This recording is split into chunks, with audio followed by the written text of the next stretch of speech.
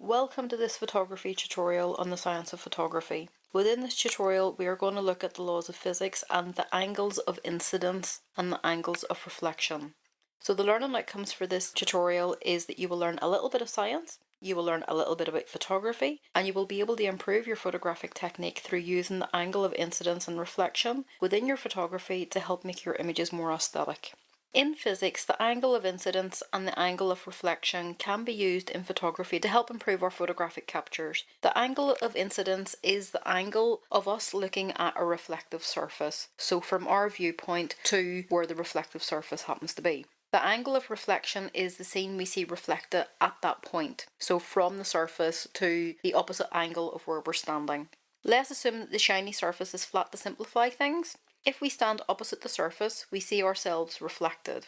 If we move 10 degrees to one side, we see the reflection by the same distance or the same angle in the reflection on the opposite side. This can be demonstrated with the diagram on the screen. So how can we use these laws of physics? Firstly, we need to consider what a reflective surface might look like, and ones that I'm going to identify include puddles, mirrors, different types of metal, tinfoil, glass, bubbles, etc. So here I'm going to use a puddle to demonstrate the angles of incidence and angles of reflections and how this can minimise distractions, thus improving the photographic aesthetics.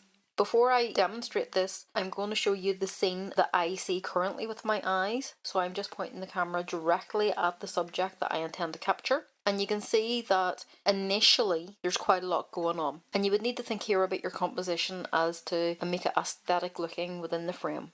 So whenever we use the angles of incidence and the angles of reflection within the puddle, it really is a matter of experimenting with the angles that you view the puddle at and the distance of how far you are away from the puddle. If you manually focus for the scene beyond the reflection, this should help sharpen up your image. So how do these two laws help improve the aesthetics of your photograph? Well, within this scene I'm able to hide the messiness of the foreground, and whenever I'm using the puddle and experimenting with the different angles, whenever I get down very low to the puddle, I can use the fence on the left of the puddle as a leading line, and that's reflected. So there's lovely geometrical shapes within the image, there's leading lines within the image, and the lines lead to the Harland and Wolff crane, which is a point of interest.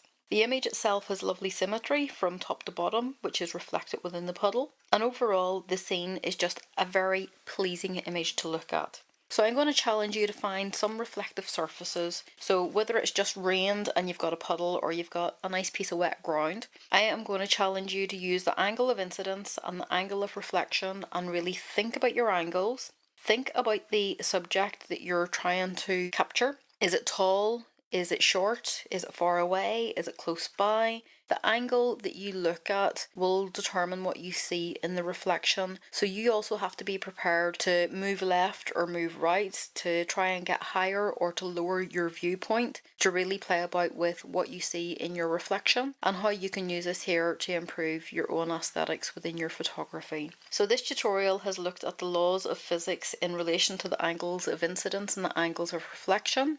I have demonstrated that if I stand opposite a reflective surface, I get my own reflection, but if I move off to one side, I can see the scene reflected at the same angle in the other side. Notably, whenever you look at a reflection, the colours within the reflection are always stronger than the actual subject itself. So, for instance, your skies should be darker, possibly more detailed, and just richer. I hope that you have enjoyed this tutorial, and thanks for stopping by and helping us science the shot out of photography.